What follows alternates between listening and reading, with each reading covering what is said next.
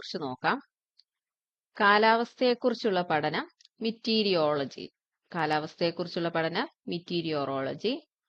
ലോക കാലാവസ്ഥാ ദിനം മാർച്ച് 23 ലോക കാലാവസ്ഥാ ദിനം മാർച്ച് 23. ഇന്ത്യൻ കാലാവസ്ഥാ വകുപ്പ് സ്ഥാപിതമായ വർഷം 1875 കൽക്കട്ടയിലാണ്. ഇന്ത്യൻ കാലാവസ്ഥാ വകുപ്പ് സ്ഥാപിതമായ വർഷം 1875 കൽക്കട്ടയിലാണ് സ്ഥാപിതമായത്. ഇന്ത്യൻ കാലാവസ്ഥാ വകുപ്പിന്റെ ആസ്ഥാനം മൗസിം ഭവനാണ്. ഇന്ത്യൻ കാലാവസ്ഥാ വകുപ്പിന്റെ ആസ്ഥാനം മൗസിം ഭവൻ ന്യൂഡൽഹിയിലാണ് സ്ഥിതി ചെയ്യുന്നത്. ന്യൂഡൽഹി. ഉഷ്ണമേഖല മൺസൂൺ കാലാവസ്ഥയാണ് ഇന്ത്യയിൽ അനുഭവപ്പെടുന്നത്. അപ്പം ഇന്ത്യയുടെ കാലാവസ്ഥ എന്താണ്? ഉഷ്ണമേഖല മൺസൂൺ കാലാവസ്ഥ. ഇന്ത്യയുടെ കാലാവസ്ഥ ഉഷ്ണമേഖല മൺസൂൺ കാലാവസ്ഥയാണ് അനുഭവപ്പെടുന്നത്. ഇനി ഇന്ത്യയുടെ കാലാവസ്ഥയെ നിയന്ത്രിക്കുന്ന ഘടകങ്ങൾ ഏതൊക്കെയാണെന്ന് നോക്കാം. ഒന്നാമത്തേതാണ് അക്ഷാംശം. ഇന്ത്യയുടെ അക്ഷാംശ സ്ഥാനം. ഇപ്പൊ ഇന്ത്യയുടെ അക്ഷാംശ സ്ഥാനം എന്താണ്? ഇന്ത്യയുടെ മധ്യഭാഗത്തുകൂടി കടന്നു പോകുന്ന ഉത്തരായന രേഖ അല്ലെ? ഉത്തരായന രേഖയ്ക്ക് വടക്കു ഭാഗം, ഉത്തരായന രേഖയ്ക്ക് വടക്കു ഭാഗം ഉത്തരേന്ത്യയാണ്. ഉപോഷ്ണ മേഖലയിലും മിതോഷ്ണ മേഖലയിലും ഉൾപ്പെടുന്നു. അപ്പം വടക്കു ഭാഗം ഉപോഷ്ണ മേഖലയിലും മിതോഷ്ണ മേഖലയിലും ഉൾപ്പെടുന്നു. തെക്ക് ഭാഗം എങ്ങനെയാണ്? ഉത്തരായന രേഖയ്ക്ക് തെക്ക് ഭാഗം ഉഷ്ണമേഖലയിൽ ഉൾപ്പെടുന്നു. അപ്പൊ നമുക്ക് നോക്കാം. ഇന്ത്യയുടെ ഭൂപടം നോക്കിയാൽ ഇതാണ് ഉത്തരായന രേഖ എന്ന് പറയുന്നത്. ഈ കാണുന്നതാണ് ഉത്തരായന രേഖ. അത് ഏതൊക്കെ സംസ്ഥാനത്തൂടെ കടന്നു പോകുന്നുണ്ട്? ഗുജറാത്ത് ഉണ്ട്, രാജസ്ഥാന്റെ ഒരു ചെറിയൊരു ഭാഗമുണ്ട്, മധ്യപ്രദേശ്, ഛത്തീസ്ഗഡ്, ജാർഖണ്ഡ്, വെസ്റ്റ് ബംഗാൾ, പിന്നെ ത്രിപുര, മിസോറാം. ഇത്രയും സംസ്ഥാനങ്ങളിലൂടെയാണ് കടന്നു പോകുന്നത്. ഏതൊക്കെയാണ്? ഗുജറാത്ത്, രാജസ്ഥാൻ, മധ്യപ്രദേശ്, ഛത്തീസ്ഗഡ്, ജാർഖണ്ഡ്, വെസ്റ്റ് ബംഗാൾ, ത്രിപുര, മിസോറാം. ഇതിന്റെ ഈ ഭാഗം, ഈ വടക്കു ഭാഗമാണ് ഏത്? ഉപോഷ്ണ മേഖലയിലും മിതോഷ്ണ മേഖലയിലും ഉൾപ്പെടുന്നു. ഇതിന്റെ താഴെ സൗത്ത് ഇന്ത്യൻ ഭാഗം വരും. അത് ഉഷ്ണമേഖലയിലാണ്. കേരളമൊക്കെ ഉൾപ്പെടുന്നത് ഉഷ്ണമേഖലയിലാണ് വരുന്നത്. ഇനി ഹിമാലയ പർവ്വതം. ഇന്ത്യയുടെ വടക്ക് അതിർത്തിയായി ഉയർന്നു നിൽക്കുന്ന ഹിമാലയ പർവ്വതം മധ്യേഷ്യയിൽ നിന്ന് വരുന്ന വടക്കൻ ശീതക്കാറ്റിനെ പ്രതിരോധിച്ച്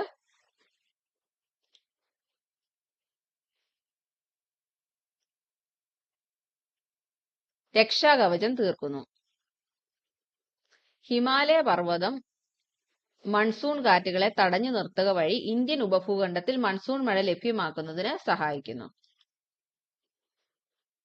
അപ്പൊ ഹിമാലയ പർവ്വതത്തെ പറ്റി എന്താണ് പറഞ്ഞിരിക്കുന്നത്? ഇന്ത്യയുടെ വടക്ക് അതിർത്തിയായി ഉയർന്നു നിൽക്കുന്ന ഹിമാലയ പർവ്വതം മധ്യേഷ്യയിൽ നിന്നും വരുന്ന വടക്കൻ ശീതക്കാറ്റിനെ പ്രതിരോധിച്ച് രക്ഷാകവചം തീർക്കുന്നു. ഹിമാലയ പർവ്വതം മൺസൂൺ കാറ്റുകളെ തടഞ്ഞു നിർത്തുക വഴി ഇന്ത്യൻ ഉപഭൂഖണ്ഡത്തിൽ മൺസൂൺ മഴ ലഭ്യമാക്കുന്നതിന് സഹായിക്കുന്നു. അപ്പം ശീതക്കാറ്റിനെ പ്രതിരോധിക്കുന്നു അല്ലെ? ശീതക്കാറ്റിനെ അത് പിന്നീട് എന്താണ്? മൺസൂൺ കാറ്റുകളെ തടഞ്ഞു നിർത്തുന്നു. ഹിമാലയം തടഞ്ഞു നിർത്തിയിട്ട് അത് മഴയായിട്ട് പെയ്യുന്നതിന് സഹായിക്കുന്നു. ഹിമാലയ പർവ്വതം അങ്ങനെ സഹായിക്കുന്നു. കരയുടെയും കടലിന്റെയും വിതരണം. ഇന്ത്യൻ ഭൂഖണ്ഡത്തിന്റെ 3 ഭാഗം സമുദ്രത്തിൽ ചുറ്റപ്പെട്ടിരിക്കുന്നു. അപ്പൊ നമുക്കറിയാവുന്ന കാര്യമാണ്. ഇന്ത്യൻ ഭൂഖണ്ഡത്തിന്റെ 3 ഭാഗം സമുദ്രത്താൽ ചുറ്റപ്പെട്ടിരിക്കുന്നു. കടലിനെ അപേക്ഷിച്ച് കര വേഗത്തിൽ ചൂടുപിടിക്കുകയും വേഗത്തിൽ തണുക്കുകയും ചെയ്യുന്നു അല്ലെ? കടലിനെ അപേക്ഷിച്ച് കര വേഗത്തിൽ ചൂടുപിടിക്കുന്നു, അതുപോലെ തന്നെ വേഗത്തിൽ തണുക്കുകയും ചെയ്യുന്നു.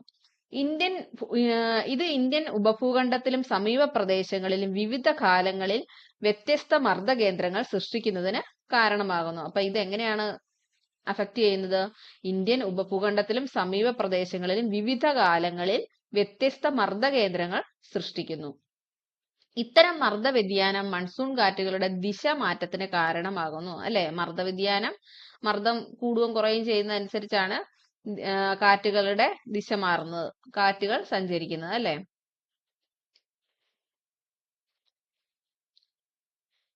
ഇനി കടലിൽ നിന്നുള്ള അകലം. ഇന്ത്യയിലെ തീരപ്രദേശങ്ങളിൽ സമുദ്ര സാമീപ്യം മൂലം മിതമായ കാലാവസ്ഥയാണ് അനുഭവപ്പെടുന്നത്. ഇന്ത്യയിലെ തീരപ്രദേശങ്ങളിൽ സമുദ്ര സാമീപ്യം മൂലം എന്താണ്? മിതമായ കാലാവസ്ഥ. സമുദ്ര സാമീപ്യം ഉള്ളത് കൊണ്ട് മിതമായ കാലാവസ്ഥയാണ് അനുഭവപ്പെടുന്നത്.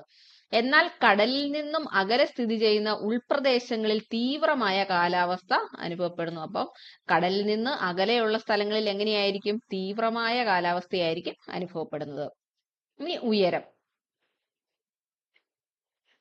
ഉയരം കൂടുന്തോറും താപനില കുറഞ്ഞു വരുന്നു. ഉയരം കൂടുന്തോറും എന്ത് സംഭവിക്കും? കൂടുന്തോറും താപനില കുറഞ്ഞു വരുന്നു. ഉയരമേറിയ പർവ്വത പ്രദേശങ്ങൾ സമതലങ്ങളെക്കാൾ തണുപ്പുള്ളവയായിരിക്കും. ഉയരമേറിയ പർവ്വത പ്രദേശങ്ങൾ എന്താണ്? സമതലങ്ങളെക്കാൾ തണുപ്പുള്ളവയായിരിക്കും. താപനില കുറവായിരിക്കും. ഇനി ഭൂപ്രകൃതി സംബന്ധമായിട്ടുള്ള കാര്യങ്ങൾ. ഇന്ത്യയുടെ സവിശേഷമായ ഭൂപ്രകൃതി അതിന്റെ താപവിതരണം, അന്തരീക്ഷമർദ്ദം, കാറ്റിന്റെ ദിശ, വേഗത, മഴയുടെ അളവ്, വിതരണം തുടങ്ങിയവയെ സ്വാധീനിക്കുന്നുണ്ട്. അപ്പൊ ഇന്ത്യയുടെ സവിശേഷമായ ഭൂപ്രകൃതി അതിന്റെ താപവിതരണം, അന്തരീക്ഷമർദ്ദം, കാറ്റിന്റെ ദിശ, വേഗത, മഴയുടെ അളവ്, വിതരണം തുടങ്ങിയവയെ സ്വാധീനിക്കുന്നുണ്ട്. പശ്ചിമഘട്ട മലനിരകളിലും കാറ്റിന് അഭിമുഖമായ ഭാഗങ്ങളിലും ജൂൺ മുതൽ സെപ്റ്റംബർ വരെയുള്ള കാലങ്ങളിൽ മഴ ലഭിക്കുമ്പോൾ പശ്ചിമഘട്ടത്തിലെ മറുചെരിവിൽ വരണ്ട കാലാവസ്ഥയാണ് അനുഭവപ്പെടുന്നത്, അല്ലെ?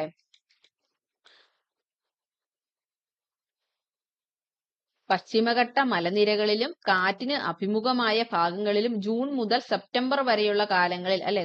കേരളത്തിലൊക്കെ ജൂൺ മുതൽ സെപ്റ്റംബർ വരെ മഴയാണ്, അല്ലെ?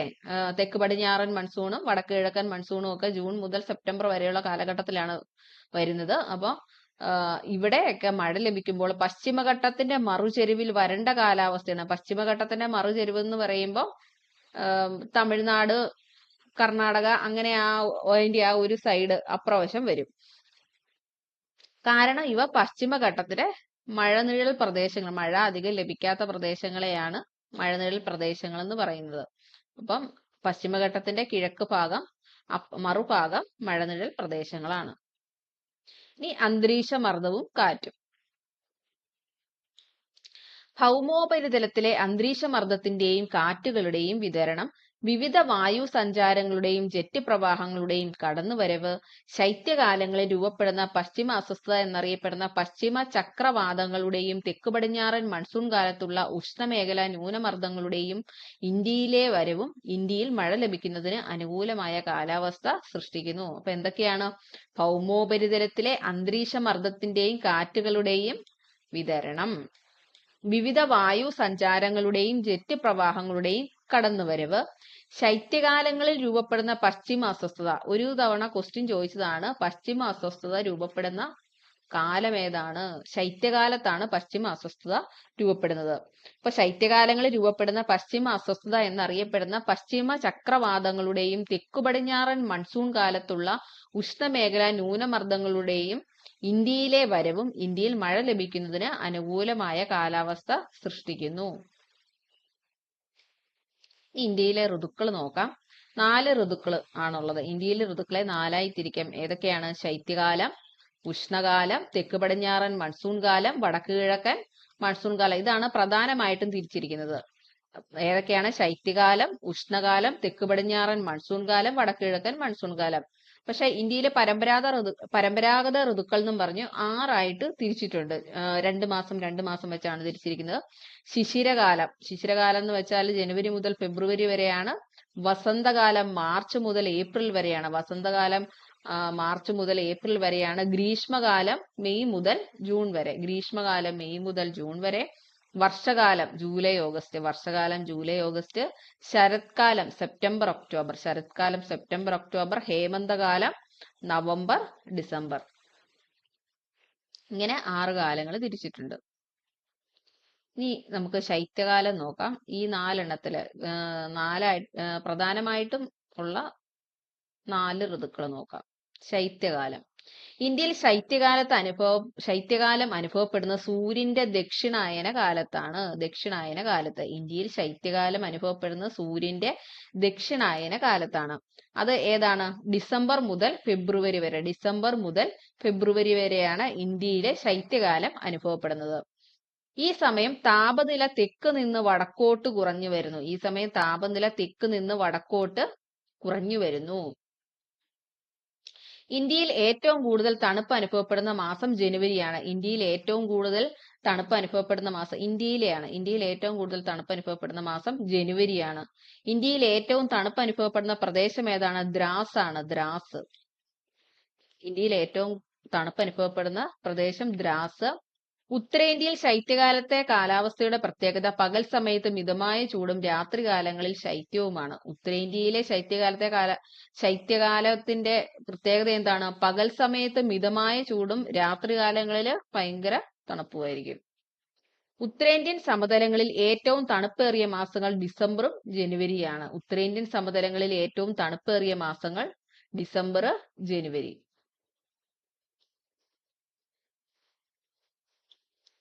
ശൈത്യകാലത്ത് വടക്കേ ഇന്ത്യയിൽ അനുഭവപ്പെടുന്ന അതിശൈത്യത്തിനുള്ള കാരണങ്ങൾ സമുദ്രതീരത്തിന്റെ മിതമായ സ്വാധീനമാണ്. അപ്പൊ എന്താണ്?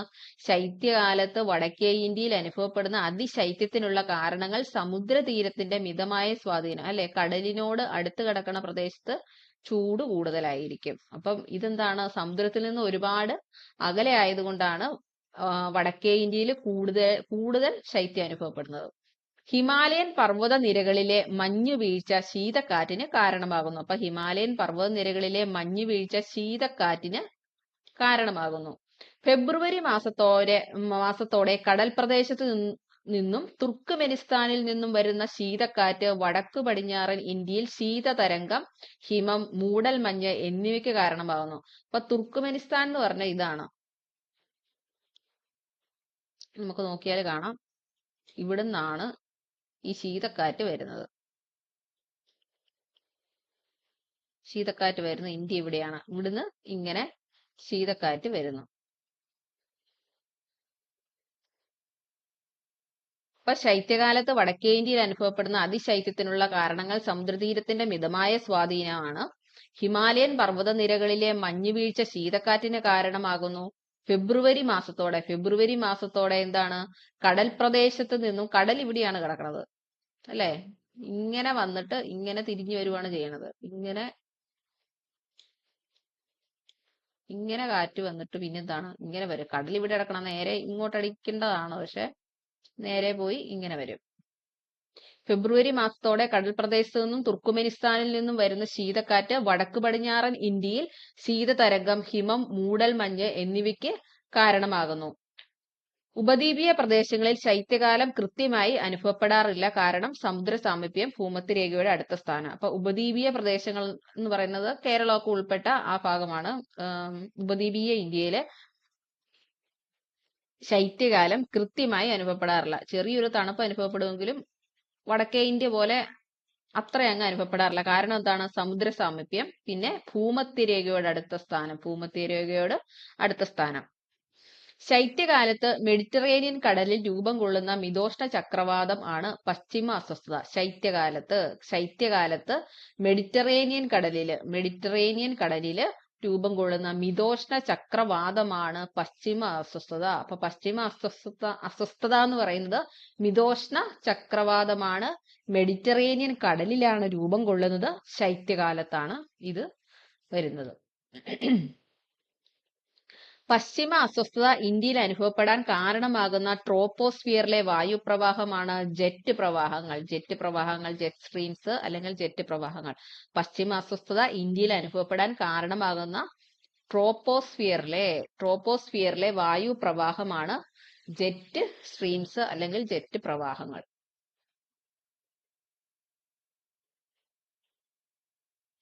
ഇന്ത്യൻ കാലാവസ്ഥയെ ബാധിക്കുന്ന ഉയർന്ന വാതക സഞ്ചലനം അല്ലെങ്കിൽ സംവിധാനമാണ് ജെറ്റ് സ്ട്രീംസ്. ശൈത്യകാല വിളകൾക്ക് പ്രയോജനകരമായ മഴ ലഭിക്കുന്നതിന് കാരണമാകുന്ന പ്രതിഭാസമാണ് പശ്ചിമ അസ്വസ്ഥത. ശൈത്യകാല വിള ഏതാണ്? റാബി വിളകളാണ് ശൈത്യകാല വിളകൾ. പ്രയോജനകരമായ മഴ ലഭിക്കുന്നതിന് കാരണമാകുന്ന പ്രതിഭാസമാണ് പശ്ചിമ അസ്വസ്ഥത. അപ്പൊ ശൈത്യകാല വിള അല്ലെങ്കിൽ റാബി വിളയുമായിട്ട് ബന്ധപ്പെട്ട മഴ എന്തിൽ നിന്നാണ്? പശ്ചിമ അസ്വസ്ഥതയാണ്, അല്ലെ? പശ്ചിമ അസ്വസ്ഥത മൂലം ഉണ്ടാകുന്നതാണ്. പശ്ചിമ അസ്വസ്ഥതയോടൊപ്പം ഉണ്ടാകുന്ന ശൈത്യകാല മഴ പ്രാദേശികമായി അറിയപ്പെടുന്നത് മഹാവത്ത് എന്നാണ്. പശ്ചിമ അസ്വസ്ഥതയോടൊപ്പം ഉണ്ടാകുന്ന ശൈത്യകാല മഴ അറിയപ്പെടുന്നത് എങ്ങനെയാണ്? മഹാവത്ത്. ഇന്ത്യയിൽ അറിയപ്പെടുന്നത് മഹാവത്ത് എന്നാണ്. ശൈത്യകാലത്ത് ഹിമാലയ പർവ്വത ഭാഗത്ത് മഞ്ഞുവീഴ്ചയ്ക്ക് കാരണമാകുന്ന ചക്രവാതം പശ്ചിമ അസ്വസ്ഥത. ശൈത്യകാലത്ത് ഹിമാലയ പർവ്വത ഭാഗത്ത് മഞ്ഞുവീഴ്ചയ്ക്ക് കാരണമാകുന്ന ചക്രവാതവും ഏതാണ്? പശ്ചിമ അസ്വസ്ഥതയാണ്. ശൈത്യകാലത്ത് പഞ്ചാബിൽ മഴ ലഭിക്കുന്നതിനുള്ള കാരണവും എന്താണ്?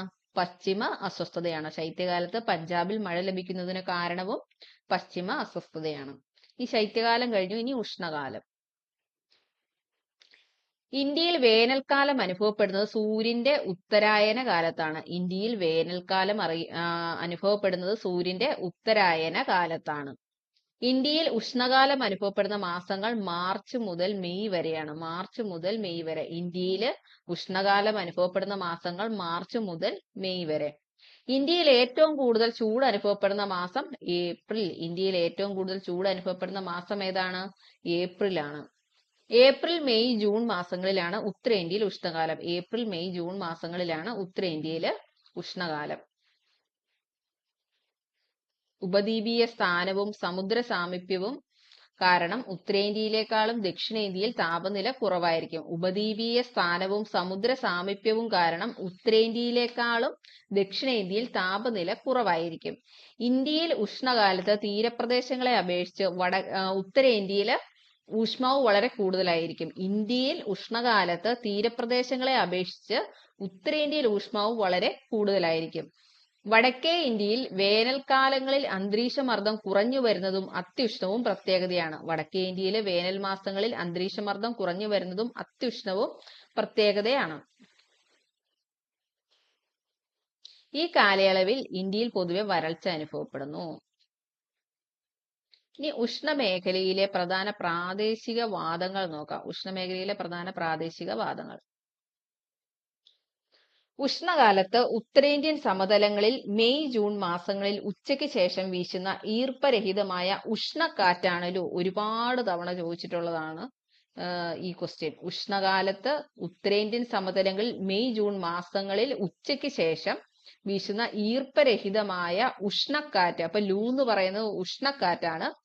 ഉത്തരേന്ത്യൻ സമതലങ്ങളിലാണ് ഇത് വീശുന്നത്. ഉത്തരേന്ത്യൻ സമതലങ്ങളിൽ പ്രധാനമായും രാജസ്ഥാൻ മരുഭൂമിയിലും ഉത്തർപ്രദേശിന്റെ പടിഞ്ഞാറും പ്രദേശങ്ങളിലും വീശുന്നു. അപ്പം രാജസ്ഥാൻ മരുഭൂമിയിൽ വീശുന്ന കാറ്റ് ഏതാണെന്ന് ചോദിച്ചിട്ടുണ്ടെങ്കിൽ ലൂ ആണ്. ഉത്തർപ്രദേശിന്റെ പടിഞ്ഞാറൻ പ്രദേശങ്ങളിൽ വീശുന്ന കാറ്റെന്ന് ചോദിച്ചാലും ലൂ ആണ്. ഉത്തരേന്ത്യൻ സമതലങ്ങളിൽ വീശുന്നത് ലൂ ആണ്. പിന്നെ ഉഷ്ണക്കാറ്റ്, ലൂ എന്ന് പറയുന്നത് ഒരു ഉഷ്ണക്കാറ്റാണ്. ഉഷ്ണകാലത്താണ് ഇത് വീശുന്നത്. ഇനി എത്രയാണ്? 45 ഡിഗ്രി സെൽഷ്യസ് മുതൽ 55 ഡിഗ്രി സെൽഷ്യസ് വരെ ചൂടായിരിക്കും അതിന്. 45 ഡിഗ്രി സെൽഷ്യസ് മുതൽ 55 ഡിഗ്രി സെൽഷ്യസ് വരെ ചൂടുള്ള കാറ്റാണ് ലൂ. കർണാടക, കേരളം എന്നിവിടങ്ങളിൽ വേനൽക്കാലത്ത് മൺസൂണിന് മുന്നോടിയായി വീശുന്ന പ്രാദേശിക വാദമാണ് മാംഗോ ഷവർ. കർണാടകം മാംഗോ ഷവർ വീശുന്നത് എവിടെയാണ്? ഇതെല്ലാം കാറ്റുകളാണ് കേട്ടോ. കർണാടകം, കേരളം എന്നിവിടങ്ങളിൽ വേനൽക്കാലത്ത് മൺസൂണിന് മുന്നോടിയായി വീശുന്ന പ്രാദേശിക വാദം മാംഗോ ഷവർ ആണ്. ഏപ്രിൽ മഴ, വേനൽ മഴ എന്നിങ്ങനെ അറിയപ്പെടുന്നത് മാംഗോ ഷവർ ആണ്. ഏപ്രിൽ മഴ, വേനൽ മഴ എന്നിങ്ങനെ അറിയപ്പെടുന്നത് മാംഗോ ഷവർ ആണ്. മാമ്പഴം നേരത്തെ പഴുത്ത് പാകമാകാൻ സഹായിക്കുന്നതിനാലാണ് ഇതിനെന്ത് മാംഗോ ഷവർ എന്ന് പേര് വന്നത്. മാമ്പഴം നേരത്തെ പഴുത്ത് പാകമാകാൻ സഹായിക്കുന്നതിനാലാണ് മാംഗോ ഷവർ എന്ന് പറയുന്നത്. എവിടേക്കാണ്? കർണാടക, കേരളം എന്നിവിടങ്ങളിലെ വേനൽക്കാലത്ത്, അതായത് മഴക്കാലത്തിന് മൺസൂണിന് മുന്നോടിയായിട്ട് വീശുന്ന പ്രാദേശിക വാദം ആണ് മാംഗോ ഷവർ. കേരളത്തിലും കർണാടകത്തിലും കാപ്പിത്തോട്ടങ്ങൾക്ക് പ്രയോജനകരമായ ഉഷ്ണക്കാറ്റാണ് ചെറി ബ്ലോസം അല്ലെങ്കിൽ ബ്ലോസം ഷവർ എന്നറിയപ്പെടുന്നത്. കാപ്പിക്കുരു, ചെറി എന്ന് ഓർത്തു വെക്കാൻ എളുപ്പമാണ്. കാപ്പിക്കുരു ഒരു ചെറിപ്പഴം പോലെയാണ് ഇരിക്കുന്നത്. കേരളത്തിലും കർണാടകത്തിലും കാപ്പിത്തോട്ടങ്ങൾക്ക് പ്രയോജനകരമായ ഉഷ്ണക്കാറ്റ് ചെറി ബ്ലോസം അല്ലെങ്കിൽ ബ്ലോസം ഷവർ എന്നും അറിയപ്പെടുന്നത്. കേരളം, കർണാടക. അപ്പൊ കേരളത്തിലും കർണാടകത്തിലും രണ്ടെണ്ണം ഉണ്ട്. ഒന്ന് മാംഗോ ഷവർ ഉണ്ട്, പിന്നെ ഒന്ന് ചെറി ബ്ലോസം ഉണ്ട്. ഉഷ്ണകാലത്ത് വൈകുന്നേരങ്ങളിൽ ബംഗാൾ, ആസാം എന്നീ സംസ്ഥാനങ്ങളിൽ ഉണ്ടാകുന്ന ഇടിമിന്നലോട് കൂടിയ കാറ്റും മഴയും അറിയപ്പെടുന്നതാണ് നോർവെസ്റ്റർ. ഉഷ്ണകാലത്ത് വൈകുന്നേരങ്ങളിൽ ബംഗാൾ, ആസാം എന്നീ സംസ്ഥാനങ്ങളിൽ ഉണ്ടാകുന്ന ഇടിമിന്നലോട് കൂടിയ കാറ്റും മഴയുമാണ് എന്ത്? നോർവെസ്റ്റർ എന്നറിയപ്പെടുന്നു. നോർവെസ്റ്റർ. നോർവെസ്റ്റർ ബംഗാളിൽ കാൽ വൈശാഖി എന്നും അസമിൽ ബർഡോയ്സില എന്നും അറിയപ്പെടുന്നു. അപ്പം കൂടുതൽ ഈ കാൽവൈശാഖി എന്നുള്ളതാണ് ചോദിച്ചിരിക്കുന്നത്. കാൽവൈശാഖി എന്നുള്ള പേര് പ്രത്യേകം ചോദിച്ചിട്ടുണ്ട്. പിന്നെ നോർവെസ്റ്റർ എന്നുള്ളത് ചോദിച്ചിട്ടുണ്ട്. അങ്ങനെ അധികം ചോദിച്ചു കണ്ടിട്ടില്ല അസമിലെ. അപ്പം നോർവെസ്റ്റർ ബംഗാളിൽ അറിയപ്പെടുന്നത് കാൽ വൈശാഖി, അസമിൽ അറിയപ്പെടുന്നത് എന്താണ്? ബർഡോയ്സില. അസമിൽ അറിയപ്പെടുന്നത് ബർഡോയ്സില എന്നും അറിയപ്പെടുന്നു. നോർവെസ്റ്റർ കാൽ വൈശാഖിയുടെ വേറൊരു പേരെന്താണ്? നോർവെസ്റ്റർ. ഇനിയിപ്പോ ബംഗാളിൽ വീശുന്ന കാറ്റ് എന്നായിരിക്കും ചിലപ്പോൾ ചോദിക്കുന്നത്. അന്നേരം ഈ നോർവെസ്റ്റർ ഓർത്ത് വെക്കുക. നോർവെസ്റ്റർ തന്നെയാണ് ഈ കാൽ വൈശാഖി എന്നറിയപ്പെടുന്നതും ബർഡോയ്സില എന്നും അറിയപ്പെടുന്നത് നോർവെസ്റ്റർ ആണ്. ബംഗാളിലെ തേയില, ചണം, നെല്ല് എന്നീ കൃഷികളെ സഹായിക്കുന്നത് കാൽ വൈശാഖിയാണ്. ബംഗാളിലെ തേയില, ചണം, നെല്ല് എന്നീ കൃഷികളെ സഹായിക്കുന്നത് കാൽ വൈശാഖിയാണ്. കാൽ വൈശാഖി കാറ്റിന്റെ പ്രത്യേകത അലറുന്ന കാറ്റും ആലിപ്പഴ വീഴ്ചയും. കാൽ വൈശാഖിയുടെ പ്രത്യേകത എന്താണ്? അലറുന്ന കാറ്റും ആലിപ്പഴ വീഴ്ചയും. ഉഷ്ണകാലത്ത് പശ്ചിമ ബംഗാളിൽ അനുഭവപ്പെടുന്ന ഇടിയോടുകൂടിയ ശക്തമായ മഴയാണ് കാൽ വൈശാഖി. ഉഷ്ണകാലത്ത് പശ്ചിമ ബംഗാളിൽ അനുഭവപ്പെടുന്ന ഇടിയോടുകൂടിയ ശക്തമായ മഴയാണ് കാൽ വൈശാഖി. അപ്പൊ അതും കഴിഞ്ഞു. ഇനി തെക്ക് പടിഞ്ഞാറൻ മൺസൂൺ. ഇന്ത്യയുടെ യഥാർത്ഥ ധനമന്ത്രി എന്ന് വിശേഷിപ്പിക്കാവുന്ന പ്രതിഭാസമാണ് മൺസൂൺ കാറ്റുകൾ. ഇന്ത്യയുടെ യഥാർത്ഥ ധനമന്ത്രി എന്ന് വിശേഷിപ്പിക്കാവുന്ന പ്രതിഭാസമാണ് മൺസൂൺ കാറ്റുകൾ. ഇന്ത്യയിലെ ഏറ്റവും വലിയ മഴക്കാലത്തിന് കാരണമാകുന്ന കാറ്റ് തെക്ക് പടിഞ്ഞാറൻ മൺസൂൺ കാറ്റാണ്. അപ്പൊ ഇന്ത്യയിലെ ഏറ്റവും വലിയ മഴക്കാലം ഏതാണ്? തെക്ക് പടിഞ്ഞാറൻ മൺസൂൺ ആണ് ഇന്ത്യയിലെ ഏറ്റവും വലിയ മഴക്കാലം എന്ന് പറയുന്നത്. മൺസൂണിന്റെ ദൈർഘ്യം 100 മുതൽ 120 ദിവസങ്ങളാണ്. മൺസൂണിന്റെ ദൈർഘ്യം 100 മുതൽ 120 ദിവസങ്ങളോളം ഉണ്ടായിരിക്കും. ഇന്ത്യയിൽ തെക്ക് പടിഞ്ഞാറൻ മൺസൂൺ അനുഭവപ്പെടുന്ന മാസങ്ങൾ ഏതൊക്കെയാണ്? ജൂൺ മുതൽ സെപ്റ്റംബർ വരെയാണ് തെക്ക് പടിഞ്ഞാറൻ മൺസൂൺ അനുഭവപ്പെടുന്നത്. ഇന്ത്യയിലെ തെക്ക് പടിഞ്ഞാറൻ മൺസൂൺ അനുഭവപ്പെടുന്നത് ജൂൺ മുതൽ സെപ്റ്റംബർ വരെയാണ്. മൺസൂൺ കാറ്റുകളുടെ ഗതി നിർണയിച്ച ഗ്രീക്ക് നാവികൻ ഹിപ്പാലസ് ആണ്. മൺസൂൺ കാറ്റുകളുടെ ഗതി നിർണയിച്ച ഗ്രീക്ക് നാവികൻ ഹിപ്പാലസ്. ഇന്ത്യയിൽ ഏറ്റവും കൂടുതൽ മഴ ലഭിക്കുന്ന പ്രദേശം മൗസിൻഡ്രമാണ്, മേഘാലയ. ഇന്ത്യയിൽ ഏറ്റവും കൂടുതൽ മഴ ലഭിക്കുന്ന പ്രദേശം മൗസിൻഡ്രമാണ്, ഇപ്പോൾ മേഘാലയയിലാണ് സ്ഥിതി ചെയ്യുന്നത്. ഏറ്റവും കുറവ് മഴ ലഭിക്കുന്ന പ്രദേശം എന്താണ്? ലേ ആണ്. ലഡാക്കിലെ ലേ ആണ് ഏറ്റവും കുറവ് മഴ ലഭിക്കുന്ന പ്രദേശം. സൂര്യൻ ഉത്തരാർദ്ധഗോളത്തിലായിരിക്കുമ്പോൾ ഉത്തരേന്ത്യൻ ഭാഗങ്ങളിൽ ശക്തമായ ന്യൂനമർദ്ദം രൂപം കൊള്ളുന്നു. സൂര്യൻ ഉത്തരാർദ്ധഗോളത്തിലായിരിക്കുമ്പോൾ ഉത്തരേന്ത്യൻ ഭാഗങ്ങളിൽ ന്യൂനമർദ്ദം രൂപം കൊള്ളുന്നു. ഈ സമയം ഇന്ത്യൻ സമുദ്രത്തിന് മുകളിൽ താരതമ്യേന ഉയർന്ന മർദ്ദം നിലനിൽക്കുന്നതിനാൽ തെക്ക് നിന്ന് വടക്കോട്ട്, അതായത് ഇന്ത്യൻ മഹാസമുദ്രത്തിൽ നിന്ന് ഇന്ത്യൻ ഉപഭൂഖണ്ഡത്തിലേക്ക് കാറ്റ് വീശാൻ ഇടയാകുന്നു. അപ്പൊ ഇതാണ് ഈ സമയം ഇന്ത്യൻ സമുദ്രത്തിന് മുകളിൽ താരതമ്യേന ഉയർന്ന മർദ്ദം നിലനിൽക്കുന്നതിനാൽ തെക്ക് നിന്ന് വടക്കോട്ട്, അതായത് ഇന്ത്യൻ മഹാസമുദ്രത്തിൽ നിന്ന് ഇന്ത്യൻ ഉപഭൂഖണ്ഡത്തിലേക്ക് കാറ്റ് വീശാൻ ഇടയാകുന്നു. കോറിയോലിസ് പ്രഭാവത്താൽ ഈ കാറ്റുകൾ സഞ്ചാരദിശ വലത്തോട്ട് തിരിയുന്നതിനാൽ തെക്ക് പടിഞ്ഞാറൻ കാറ്റുകളായി ഇന്ത്യയിൽ എത്തിച്ചേരുന്നു. ഈ കാറ്റുകളാണ് തെക്ക് പടിഞ്ഞാറൻ മൺസൂൺ എന്നറിയപ്പെടുന്നത്. ഇടിമിന്നലോട് കൂടിയെത്തുന്ന ജലബാഷ്പം നിറഞ്ഞ മഴക്കാറ്റുകളുടെ പെട്ടെന്നുള്ള വരവ്. ഇടിമിന്നലോട് അല്ലെ, തെക്ക് പടിഞ്ഞാറൻ മൺസൂൺ എന്ന് പറയുന്നത് ഇടിമിന്നലൊക്കെയുള്ള ഒരു കാറ്റാണ്.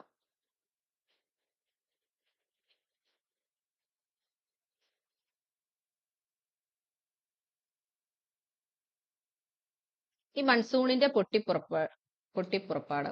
മൺസൂണിന്റെ പൊട്ടിപ്പുറപ്പെടലിന് അഥവാ പെട്ടെന്നുള്ള ആരംഭത്തിന് കാരണം കിഴക്കൻ ജെറ്റ് പ്രവാഹമാണ്. മൺസൂണിന്റെ പൊട്ടിപ്പുറപ്പെടലിന് അഥവാ പെട്ടെന്നുള്ള ആരംഭത്തിന് കാരണം കിഴക്കൻ ജെറ്റ് പ്രവാഹമാണ്. കേരളം, കർണാടക, മഹാരാഷ്ട്ര, ഗോവ എന്നീ സംസ്ഥാനങ്ങളുടെ തീരപ്രദേശങ്ങളിൽ ജൂൺ ആദ്യ ആഴ്ചയോടെ തന്നെ മൺസൂൺ വന്നെത്തുന്നു. തെക്ക് പടിഞ്ഞാറൻ മൺസൂൺ കാറ്റിന്റെ ശാഖകൾ രണ്ടെണ്ണമാണ്: അറബിക്കടൽ ശാഖ, ബംഗാൾ ഉൾക്കടൽ ശാഖ. അപ്പൊ കേരളം, കർണാടക, മഹാരാഷ്ട്ര, ഗോവ എന്നീ സംസ്ഥാനങ്ങളുടെ തീരപ്രദേശങ്ങളിൽ ജൂൺ ആദ്യ ആഴ്ചയോടെ തന്നെ മൺസൂൺ വന്നെത്തുന്നു.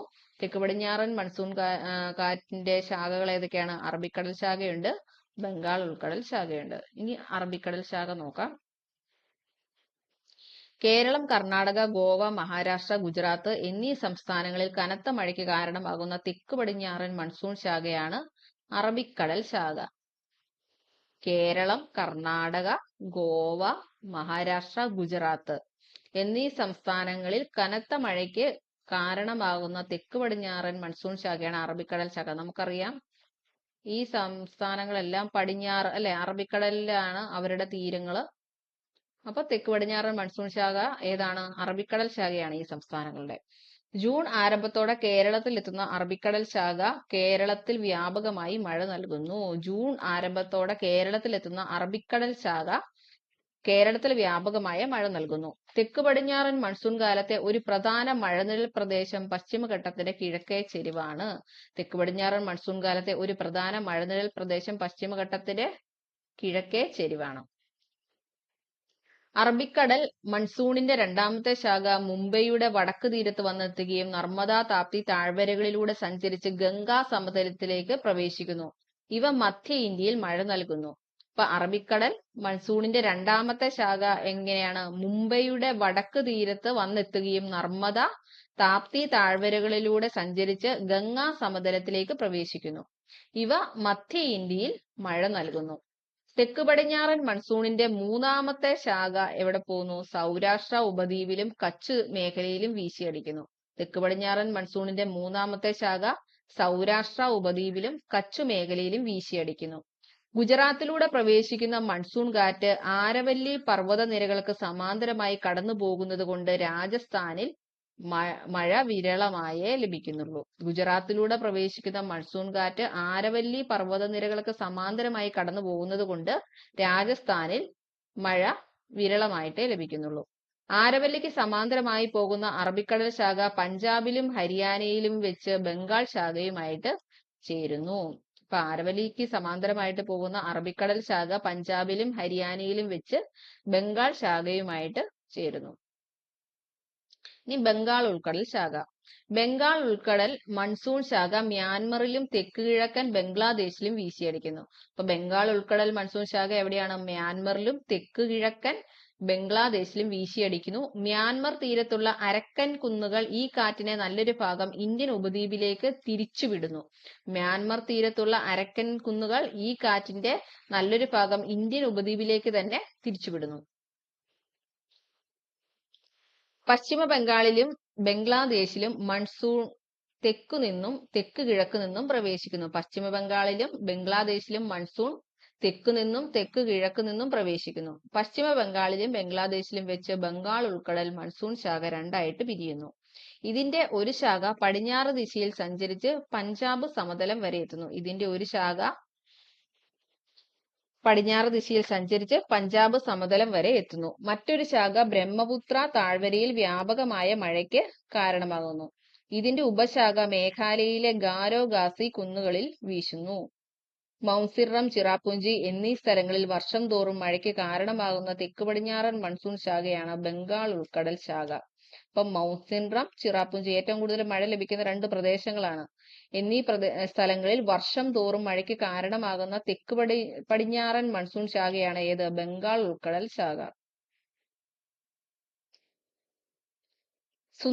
സുന്ദരവനം ഡെൽറ്റ, പശ്ചിമ ബംഗാൾ, ബീഹാർ, ഉത്തർപ്രദേശ്, വടക്ക് കിഴക്കൻ സംസ്ഥാനങ്ങൾ എന്നിവിടങ്ങളിൽ കനത്ത മഴയ്ക്ക് കാരണമാകുന്ന തെക്ക് പടിഞ്ഞാറൻ മൺസൂണിന്റെ ശാഖയാണ് ബംഗാൾ ഉൾക്കടൽ ശാഖ. സുന്ദരവനം ഡെൽറ്റ, പശ്ചിമ ബംഗാൾ, ബീഹാർ, ഉത്തർപ്രദേശ്, വടക്ക് കിഴക്കൻ സംസ്ഥാനങ്ങൾ എന്നിവിടങ്ങളിൽ കനത്ത മഴയ്ക്ക് കാരണമാകുന്ന തെക്ക് പടിഞ്ഞാറൻ മൺസൂണിന്റെ ശാഖയാണ് ബംഗാൾ ഉൾക്കടൽ ശാഖ. തെക്ക് പടിഞ്ഞാറൻ മൺസൂണിന്റെ ബംഗാൾ ഉൾക്കടൽ ശാഖയും ഗുജറാത്ത് തീരത്തിലൂടെ വരുന്ന അറബിക്കടൽ ശാഖയും കൂടിച്ചേരുന്ന പ്രദേശം ഏതാണ്? പഞ്ചാബ് സമതലമാണ്. അപ്പൊ തെക്ക് പടിഞ്ഞാറൻ മൺസൂണിന്റെ ബംഗാൾ ഉൾക്കടൽ ശാഖയും ഗുജറാത്ത് തീരത്തിലൂടെ വരുന്ന അറബിക്കടൽ ശാഖയും കൂടെ കൂടിച്ചേരുന്നത് പഞ്ചാബ് സമതലത്തിലാണ്. തെക്ക് പടിഞ്ഞാറൻ മൺസൂൺ തമിഴ്നാട് തീരങ്ങളിൽ മഴ ലഭിക്കാതെ വരൾച്ച അനുഭവപ്പെടുന്നു. ഇതിന് പ്രധാനമായും രണ്ടു കാരണങ്ങളാണുള്ളത്. തമിഴ്നാട് തീരം തെക്ക് പടിഞ്ഞാറൻ മൺസൂണിന്റെ ബംഗാൾ ഉൾക്കടൽ ശാഖയ്ക്ക് സമാന്തരമായിട്ടാണ് സ്ഥിതി ചെയ്യുന്നത്. അപ്പൊ തെക്ക് പടിഞ്ഞാറൻ മൺസൂൺ തമിഴ്നാട് തീരങ്ങളിൽ മഴ ലഭിക്കാതെ വരൾച്ച അനുഭവപ്പെടുന്നു. ഇതിന് പ്രധാനമായും രണ്ട് കാരണങ്ങളാണുള്ളത്. തമിഴ്നാട് തീരം തെക്ക് പടിഞ്ഞാറൻ മൺസൂണിന്റെ ബംഗാൾ ഉൾക്കടൽ ശാഖയ്ക്ക് സമാന്തരമായിട്ടാണ് സ്ഥിതി ചെയ്യുന്നത്. തെക്ക് പടിഞ്ഞാറൻ മൺസൂണിന്റെ അറബിക്കടൽ ശാഖയുടെ മഴനിഴൽ പ്രദേശത്താണ് തമിഴ്നാട് തീരം സ്ഥിതി ചെയ്യുന്നത്. എവിടെയാണ്? തെക്ക് പടിഞ്ഞാറൻ മൺസൂണിന്റെ അറബിക്കടൽ ശാഖയുടെ മഴനിഴൽ പ്രദേശത്താണ് തമിഴ്നാട് തീരം സ്ഥിതി ചെയ്യുന്നത്. ഹിമാലയത്തിന്റെ അടിവാര മേഖലകളിൽ കനത്ത മഴ ലഭിക്കുന്നതിന് കാരണമാകുന്നത് ബംഗാൾ ഉൾക്കടൽ ശാഖയും അറബിക്കടൽ ശാഖയുമാണ്. രണ്ടുമുണ്ട്. ഹിമാലയത്തിന്റെ അടിവാര മേഖലകളിൽ കനത്ത മഴ ലഭിക്കുന്നതിന് കാരണമാകുന്നത് ബംഗാൾ ഉൾക്കടൽ ശാഖയുണ്ട്, അറബിക്കടൽ ശാഖയുണ്ട്. കേരളത്തിൽ തെക്ക് പടിഞ്ഞാറൻ മൺസൂൺ മഴ അറിയപ്പെടുന്നത് എങ്ങനെയാണ്? ഇടവപ്പാതി. കേരളത്തിൽ തെക്ക് പടിഞ്ഞാറൻ മൺസൂൺ അറിയപ്പെടുന്നത് ഇടവപ്പാതി എന്നാണ്. ഇടവപ്പാതി. തെക്ക് പടിഞ്ഞാറൻ മൺസൂൺ അറിയപ്പെടുന്ന മറ്റു പേരുകള് കാലവർഷം, വർഷകാലം, മൺസൂണിന്റെ ആരംഭം എന്നൊക്കെ അറിയുന്നു. മൺസൂണിന്റെ ആരംഭം ആദ്യം പെയ്യുന്ന മഴയാണ് തെക്ക് പടിഞ്ഞാറൻ. അപ്പം മൺസൂണിന്റെ ആരംഭം ഇടവപ്പാതി എന്നുണ്ട്. ഇടവപ്പാതി, കാലവർഷം, വർഷകാലം. ഇടവപ്പാതി, കാലവർഷം, ഒത്തിരി കാലവർഷം, ഇടവപ്പാതി. ഇനി വടക്ക് കിഴക്കൻ മൺസൂൺ. ഇന്ത്യയിൽ തെക്ക് പടിഞ്ഞാറൻ മൺസൂണിനും ശൈത്യകാലത്തിനും ഇടയിലുള്ള കാലമാണ് വടക്ക് കിഴക്കൻ മൺസൂൺ കാലം. ഇന്ത്യയിൽ തെക്ക് പടിഞ്ഞാറൻ മൺസൂണിനും ശൈത്യകാലത്തിനും ഇടയിലുള്ള കാലമാണ് വടക്ക് കിഴക്കൻ മൺസൂൺ കാലം. മൺസൂണിന്റെ പിൻവാങ്ങൽ കാലം എന്ന് വിശേഷിപ്പിക്കപ്പെടുന്ന കാലമാണ് വടക്ക് കിഴക്കൻ മൺസൂൺ കാലം. തെളിഞ്ഞ ആകാശവും ഉയർന്ന താപനിലയും പിൻവാങ്ങുന്ന മൺസൂണിന്റെ പ്രത്യേകതയാണ്. അപ്പൊ എന്താണ് പ്രത്യേകത? തെളിഞ്ഞ ആകാശവും ഉയർന്ന താപനിലയും പിൻവാങ്ങുന്ന മൺസൂണിന്റെ പ്രത്യേകതയാണ്. ഉത്തരാർദ്ധഗോളത്തിലെ വൻകരകൾക്ക് മേൽ ശൈത്യകാലത്ത് ഉച്ചമർദ്ദ മേഖലകൾ രൂപപ്പെടുന്നു. ഇതിന്റെ ഫലമായി ഏഷ്യ വൻകരയ്ക്ക് മുകളിൽ ഉച്ചമർദ്ദവും ഇന്ത്യൻ മഹാസമുദ്രത്തിന് മുകളിൽ ന്യൂനമർദ്ദവും കൊള്ളുന്നു. ഇത് വടക്ക് കിഴക്കൻ വാണിജ്യവാദങ്ങൾ ശക്തി പ്രാപിക്കുന്നതിന് ഇടയാക്കുന്നു. ഇതാണ് വടക്ക് കിഴക്കൻ മൺസൂൺ കാറ്റുകൾ. അപ്പൊ എങ്ങനെയാണ്? ഉത്തരാർദ്ധഗോളത്തിലെ വൻകരകൾക്ക് മേൽ ശൈത്യകാലത്ത് ഉച്ചമർദ്ദ മേഖലകൾ രൂപം കൊള്ളുന്നു. ഇതിന്റെ ഫലമായി ഏഷ്യ വൻകരയ്ക്ക് മുകളിൽ ഉച്ചമർദ്ദവും ഇന്ത്യൻ മഹാസമുദ്രത്തിന് മുകളിൽ ന്യൂനമർദ്ദവും രൂപം കൊള്ളുന്നു. ഏഷ്യ വൻകരയ്ക്ക് മുകളിൽ ഉച്ചമർദ്ദവും ഇന്ത്യൻ മഹാസമുദ്രത്തിന് മുകളിൽ ന്യൂനമർദ്ദവും രൂപം കൊള്ളുന്നു. ഇത് വടക്ക് കിഴക്കൻ വാണിജ്യവാദങ്ങൾ ശക്തി പ്രാപിക്കുന്നതിനിടയാകുന്നു. ഇതാണ് വടക്ക് കിഴക്കൻ മൺസൂൺ കാറ്റുകൾ. മൺസൂൺ പിൻവാങ്ങൽ കാലത്ത് ഉത്തരേന്ത്യയിൽ വരണ്ട കാലാവസ്ഥയായിരിക്കും. മൺസൂണിന്റെ പിൻവാങ്ങൽ കാലത്ത് ഉത്തരേന്ത്യയിൽ എങ്ങനെയായിരിക്കും? വരണ്ട കാലാവസ്ഥയായിരിക്കും. കേരളം, കർണാടക, ആന്ധ്രാപ്രദേശ്, ഒഡീഷ എന്നിവയുടെ തീരപ്രദേശങ്ങളിലും വടക്ക് കിഴക്കൻ മൺസൂൺ മഴ ലഭിക്കാറുണ്ട്. കേരളം, കർണാടക, ആന്ധ്രാപ്രദേശ്, ഒഡീഷ എന്നിവയുടെ തീരപ്രദേശങ്ങളിലും വടക്ക് കിഴക്കൻ മൺസൂൺ ലഭിക്കാറുണ്ട്. ഉപദ്വീപിന്റെ കിഴക്ക് ഭാഗങ്ങളിൽ ഈ കാലയളവിൽ മഴ ലഭിക്കുന്നു. ഈ പ്രദേശങ്ങളിൽ ഒക്ടോബറിലും നവംബറിലുമാണ് കൂടുതൽ മഴ ലഭിക്കുന്നത്. അപ്പോൾ ഉപദ്വീപിന്റെ കിഴക്ക് ഭാഗങ്ങളിൽ ഈ കാലയളവിൽ മഴ ലഭിക്കുന്നു. ഈ പ്രദേശങ്ങളിൽ ഒക്ടോബർ, നവംബർ മാസങ്ങളിലാണ് കൂടുതൽ മഴ ലഭിക്കുന്നത്. വടക്ക് കിഴക്കൻ മൺസൂൺ കാലത്ത് ഏറ്റവും കൂടുതൽ മഴ ലഭിക്കുന്ന സംസ്ഥാനം ഏതാണ്?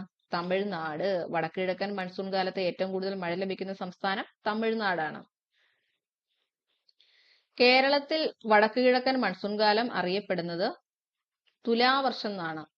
തുലാമഴ, തുലാവർഷം. കേരളത്തിൽ വടക്കു കിഴക്കൻ മൺസൂൺ മഴക്കാലം അറിയപ്പെടുന്നത് തുലാവർഷം. വടക്ക് കിഴക്കൻ മൺസൂൺ തുലാവർഷം.